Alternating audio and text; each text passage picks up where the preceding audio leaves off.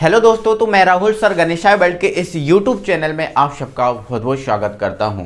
तो दोस्तों, हमारी क्लास 11th केमिस्ट्री की इस वीडियो में आज की जो वीडियो है, आज की वीडियो में हम पढ़ेंगे आयनन ऊर्जा और इलेक्ट्रॉन बंधुता को प्रभावित करने वाले कारक। मीन्स आयनन ऊर्जा और इलेक्ट्रॉन बंधुता जो है ना, वो कब बढ़ेगी और कब घटेगी। तो मतलब हमारा कहने का मतलब है कि आयनन ऊर्जा किन किन कारकों से प्रभावित होती है, आयनन ऊर्जा कब बढ़ेगी कब घटेगी, इसके अलावा इलेक्ट्रॉन बंधुता कब बढ़ेगी कब घटेगी। तो आयनन ऊर्जा और इलेक्ट्रॉन बंधुता, इलेक्ट्रॉन एंथैल्पी को प्रभावित करने वाले कारकों पे टोटल आज की वीडियो में बात होगी।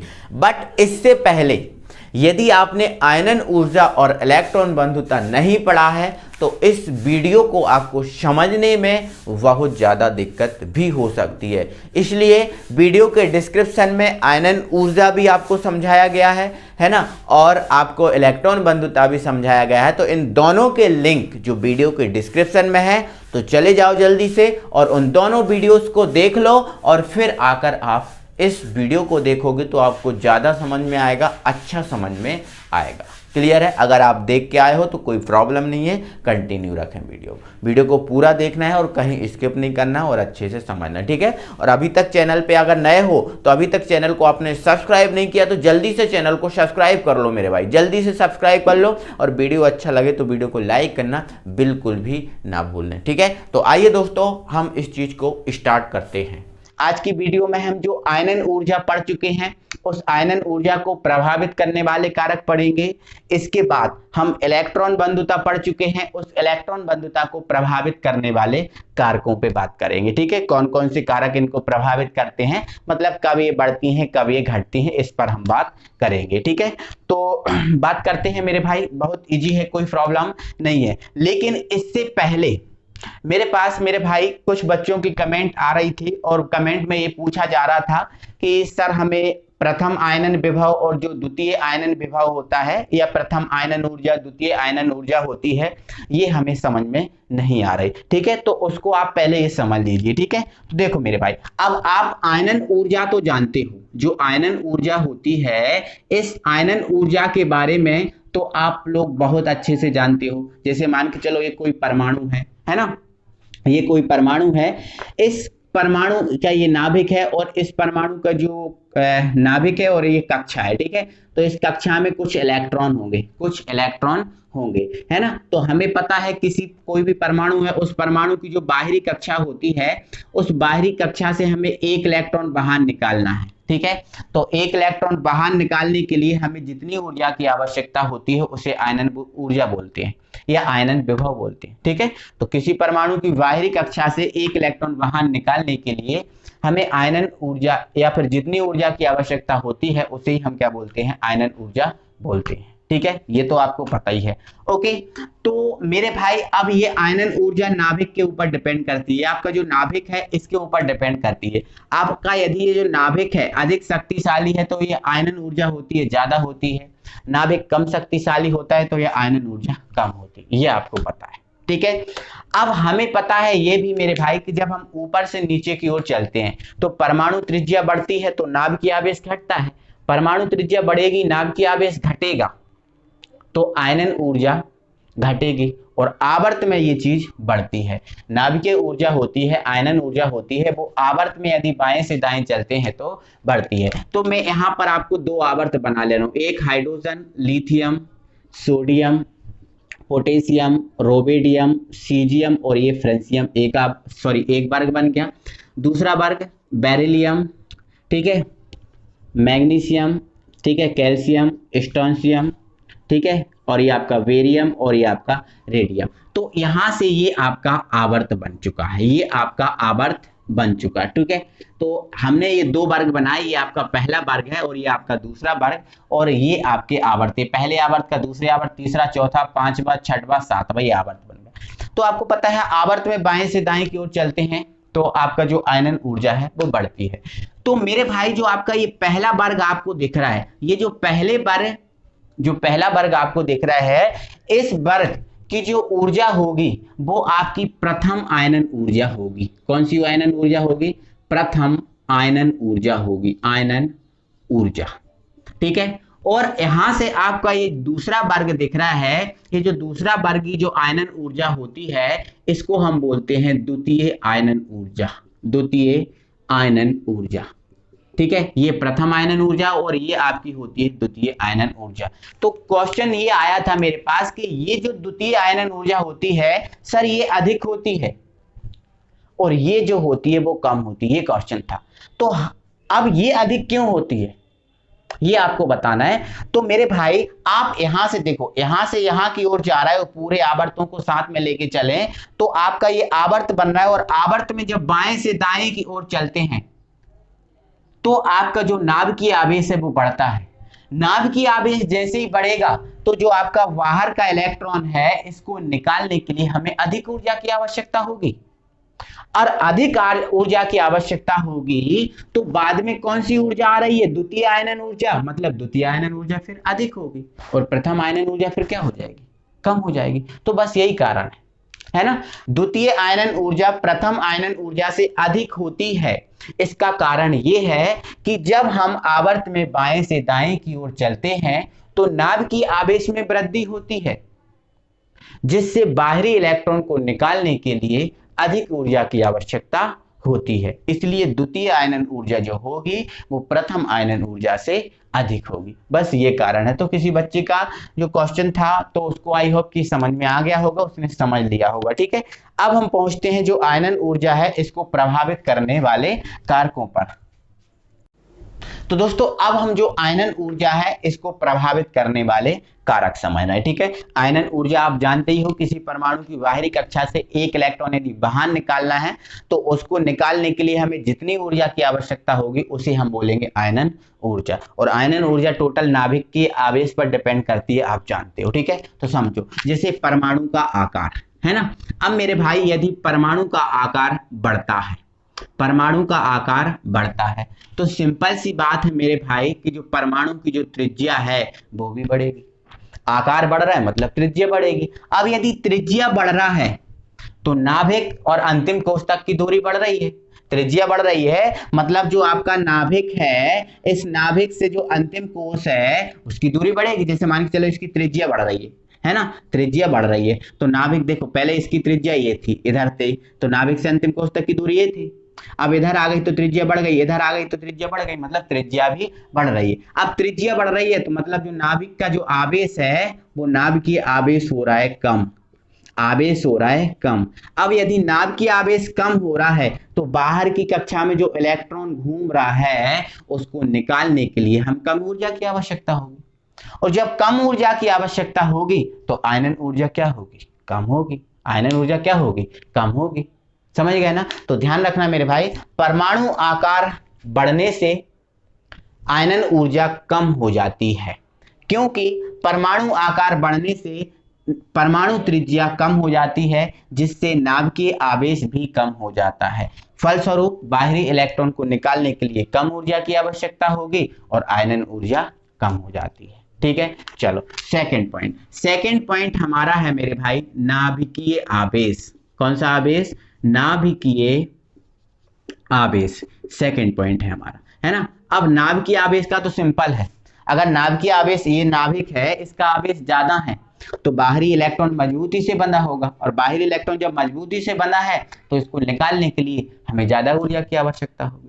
अब यदि नाभिकीय आवेश कम है तो बाहरी इलेक्ट्रॉन कम मजबूती से बंधा है और इलेक्ट्रॉन को निकालने के लिए हमें कम ऊर्जा की आवश्यकता होगी, है ना। तो ध्यान रखना, नाभिकीय आवेश अधिक होने पर आयनन ऊर्जा अधिक एवं नाभिकीय आवेश कम होने पर आयनन ऊर्जा कम होती है। बस सेकंड पॉइंट हमारा क्लियर हुआ। चलो थर्ड पॉइंट है हमारा अर्ध पूरित या पूर्ण पूरित कक्षक। अर्ध पूरित या पूर्ण पूरित कक्षक, अर्धपूरित या पूर्ण पूरित कक्षक। ठीक है, अब अर्धपूरित या पूर्ण पूरित कक्षक क्या आप लोग जानते हो भाई लोग? नहीं तो टेंशन लेने की बात नहीं, यहाँ सब कुछ सॉल्यूशन मिलता है। ठीक है, देखो मेरे भाई अगर हम पी उपकोष पे बात करें, आपको पता ही है उपकोष 4 होते हैं, एस पी ठीक है, डी और आपका एफ, ये आपके ऑफ कोर्स होते हैं।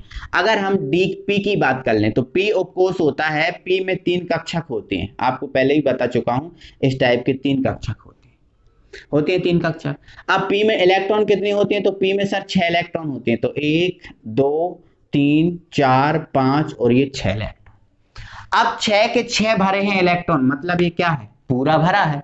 पूरा भरा है मतलब आपका ये जो आपका कक्षक है ये आपका पूर्ण पूरित है। क्या है आपका, पूर्ण पूरित। पूरा भरा मतलब पूर्ण पूरित। अब यदि अगर इसमें 6 इलेक्ट्रॉन ना होते, कितने इलेक्ट्रॉन होते, 3। अब 6 का 3 कितना होता है, आधा। अब पूरा नहीं भरा, अब ये आधा भरा है, आधा भरा मतलब ये अर्धपूरित है। पूरा तो पूरा भरा है मतलब पूर्ण पूरित, आधा भरा मतलब अर्धपूरित। अब यदि मैंने यहां पर 1 इलेक्ट्रॉन यहां लिख दिया होता, बना दिया होता, तो आप कितने इलेक्ट्रॉन है, 4। ना तो सर ये पूरा भरा, ना तो सर ये आधा भरा, ना पूरा ना आधा, मतलब ये अब क्या है, अपूर्ण है। क्या है, अपूर्ण है। ना जो पूरा भरा हो ना जो आधा भरा हो उसे बोलते हैं अपूर्ण। अब तो अब भी पूरा नहीं भरा सर, तो अब भी अपूर्ण है। अब सर पूरा भरा है तो अभी ये अपूर्ण है ना। अब यदि अगर मैं बोल दूं, बोलो अब, तो न सर आधा भरा ना पूरा भरा, तो अब भी अपूर्ण है। अब मैं बोलूं अब, तो सर अब भी अपूर्ण है ना। तो अपूर्ण कई टाइप का हो सकता है, ठीक है। पूरा भरे में पूरे इलेक्ट्रॉन होंगे, आधे भरे में आधे इलेक्ट्रॉन होंगे, ठीक है। तो अर्धपूरित या पूर्ण पूरित कक्षक आप समझ गए मेरे भाई। जो आपबाहु महोदय थे, आपबाहु, हमने आपबाहु नियम के अब बात बताए थे, आप बाहु, ठीक है। हमने आप बाहु के आपको अब बात बताए थे, और आप बाहु महोदय ने बताया था कि जो आपका अर्धपूरित या जो पूर्ण पूरित कक्षक होता है वो अपूर्ण कक्षकों से अधिक स्थायी होता है। मतलब ये जो आपके अर्धपूरित या पूर्ण पूरित होते हैं ये अधिक स्थायी होते हैं, किससे, अपूर्ण कक्षकों से। अब ये अधिक स्थायी होंगे, अगर ये कक्षक अधिक स्थायी हैं तो इनके इलेक्ट्रॉन को हमें निकालने के लिए भी अधिक ऊर्जा की आवश्यकता होगी, क्योंकि अधिक स्थायी तो इलेक्ट्रॉन को निकालने के लिए अधिक ऊर्जा की आवश्यकता होगी कि ना। अब अधिक इलेक्ट्रॉन अधिक स्थायी है, अधिक ऊर्जा की आवश्यकता हो रही है, तो आयनन ऊर्जा भी क्या होगी, अधिक होगी। आयनन ऊर्जा भी क्या होगी, अधिक होगी। तो सिंपल सी बात है मेरे भाई कि अर्धपूरित या पूर्ण पूरित कक्षकों, अर्धपूरित या जो पूर्ण पूरित कक्षक होते हैं वो अपूर्ण कक्षकों से अधिक स्थायी होते हैं। इसलिए अर्धपूरित या पूर्ण पूरित कक्षकों की आयनन ऊर्जा अपूर्ण कक्षकों की तुलना में अधिक होती है, इतना आप ध्यान रखना। तो मेरे भाई अगला जो हमारा पॉइंट है वो है हमारा परिरक्षण आवेश। परिरक्षण आवेश नहीं, परिरक्षण प्रभाव, सॉरी, है ना, परिरक्षण प्रभाव। तो परिरक्षण, ये हमारा 4th पॉइंट है। सबसे पहले हमें परिरक्षण प्रभाव का पता होना चाहिए, परिरक्षण प्रभाव होता क्या है, ठीक है। तो मेरे भाई आपको पता है ये जो नाभिक है, ये मान लिया हमने, ये क्या है, नाभिक है। ये नाभिक के चारों ओर पहली कक्षा है, ये नाभिक के चारों ओर दूसरी कक्षा है, ये नाभिक के चारों ओर तीसरी कक्षा, और ये नाभिक के चारों ओर चौथी कक्षा, ठीक है। नाभिक का आवेश नाभिकीय आवेश होगा। अब यदि इस नाभिक का जो भी आवेश है उस आवेश का मान इस पहली कक्षा के जो इलेक्ट्रॉन है, पहली कक्षा में कुछ इलेक्ट्रॉन होते हैं, जैसे 2 इलेक्ट्रॉन होते हैं, दूसरी कक्षा में कितने इलेक्ट्रॉन होते हैं, 8 इलेक्ट्रॉन होते हैं, ठीक है। कितने इलेक्ट्रॉन, 8 इलेक्ट्रॉन होते हैं, फिर 8 होते हैं, और फिर 18 एस टाइप से होते हैं।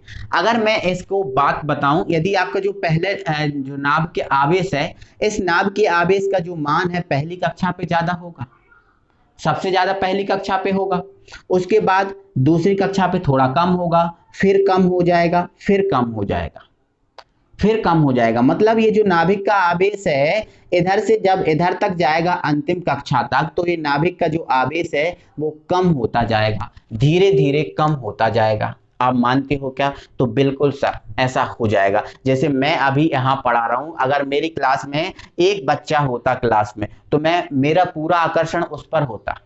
2 होते तो थोड़ा बढ़ जाता, 4 होते तो और बढ़ जाता, 100 होते तो और बढ़ जाता। मतलब मेरा जो आकर्षण है, स्टूडेंटों की संख्या बढ़ेगी तो मेरा भी आकर्षण बढ़ता जाएगा। तो सीधी सी बात ऐसा ही यहाँ है कि जो नाभिक है इसका आकर्षण पहली कक्षा पे सबसे ज्यादा होगा, दूसरी पर थोड़ा कम हो जाएगा, फिर तीसरी पर कम हो जाएगा, चौथी पर कम हो जाएगा। नाभिक का जो आकर्षण है ना वो कम होता जाएगा, है ना।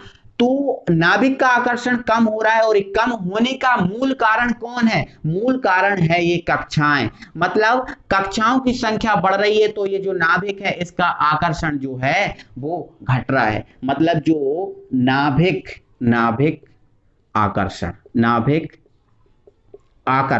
घट रहा है। क्यों घट रहा है? केवल मूल इसका जो कारण है वो कक्षाएं। मतलब जो कक्षाएं यदि ना होती तो ये आकर्षण ना घटता। मतलब जो अवरोध उत्पन्न डाल रहा है वो टोटल अवरोध उत्पन्न कौन डाल रहा है? अवरोध तो केवल और केवल कक्षाएं डाल रही हैं। कक्षाओं द्वारा जो अवरोध उत्पन्न हो रहा है वही आपका जो अवरोध होगा वही आपका अवरोध कहलाएगा परिरक्षण प्रभाव, है ना। तो ध्यान रखना, नाभ की आवेश जो होता है, नाभ की आवेश में उत्पन्न अवरोध जिसके कारण नाभ की आवेश कम हो जाता है। नाभ की आवेश जो है इसमें उत्पन्न अवरोध जिसके कारण नाभ की आवेश कम हो जाता है उसे ही हम बोलते हैं परिरक्षण प्रभाव। और ये प्रभाव, ये अवरोध है, कक्षाओं की संख्या बढ़ेगी तो अवरोध भी बढ़ेगा और कक्षाओं की संख्या घटेगी तो अवरोध भी घटेगा। अब आपको पता है वर्ग में ऊपर से नीचे की ओर चलने पर कक्षाओं की संख्या बढ़ती है, मतलब ये अवरोध बढ़ेगा। मतलब जो परिरक्षण प्रभाव है वो बढ़ेगा कहां? वर्ग में ऊपर से नीचे की ओर चलने पर। लेकिन जब आवर्त में बाएं से दाएं चलोगे तो कक्षाओं की संख्या नहीं बढ़ती तो ये अवरोध भी नहीं बढ़ेगा, अवरोध भी नहीं बढ़ेगा क्योंकि कक्षाओं की संख्या नहीं बढ़ती। तो ध्यान रखना, वर्ग में जब ऊपर से नीचे की ओर चलोगे तो परिरक्षण प्रभाव ना बढ़ता है क्योंकि अवरोध बढ़ता है। जब आवर्त में बाएं से दाएं चलोगे तो परिरक्षण प्रभाव कम होगा क्योंकि अवरोध ना कम होता है, अवरोध कम होता है क्योंकि कक्षाओं की संख्या बढ़ती नहीं है। तो ध्यान रखना है आपको, वर्ग में ये जो आपका प्रभाव होगा वो बढ़ेगा, ठीक है, और जो आपका आवर्त रहेगा, आवर्त में ये जो प्रभाव है वो घटेगा, ठीक है। तो ध्यान रखना, परिरक्षण प्रभाव अपना हो गया। अब हमारा जो अगला पॉइंट है वो है आपका परिरक्षण प्रभाव। तो परिरक्षण प्रभाव बढ़ेगा तो आयनन ऊर्जा पर क्या प्रभाव पड़ेगा? तो मेरे भाई जब परिरक्षण प्रभाव बढ़ेगा तो जो आयनन ऊर्जा होगी, आयनन ऊर्जा होगी वो आपकी कम हो जाएगी, आयनन ऊर्जा कम हो जाएगी क्योंकि अवरोध बढ़ेगा, है ना। मतलब नाभिक का आवेश कम होगा, नाभिक का आवेश कम होगा तो आयनन ऊर्जा तो कम हो ही जाएगी, ठीक है। तो परिरक्षण प्रभाव बढ़ने पर आयनन ऊर्जा कम हो जाती है एवं परिरक्षण प्रभाव कम होने से आयनन ऊर्जा बढ़ जाती है। तो ये आयनन ऊर्जा को प्रभावित करने वाले अपने 4 पॉइंट हुए, कारक हुए, कोई प्रॉब्लम नहीं है, ठीक है। अब इसके बाद हमने बोला था इलेक्ट्रॉन बंधुता को प्रभावित करने वाले कारक को समझाने का। तो जो इलेक्ट्रॉन बंधुता आप डालना हेडिंग, ठीक है, इलेक्ट्रॉन बंधुता, ठीक है, इलेक्ट्रॉन बंधुता, और सेम कारक ये हो जाएंगे, ठीक है। परमाणु का आकार बढ़ेगा तो इलेक्ट्रॉन बंधुता बढ़ेगी, घटेगा तो घटेगी। नाभ की आवेश बढ़ेगा, इलेक्ट्रॉन बंधुता बढ़ेगी, नाभ की आवेश घटेगा, इलेक्ट्रॉन बंधुता घटेगी। अर्धपूरित और पूर्ण पूरित कक्षकों के लिए इलेक्ट्रॉन बंधुता अधिक होगी और अपूर्ण कक्षकों के लिए जो इलेक्ट्रॉन बंधुता कम होगी।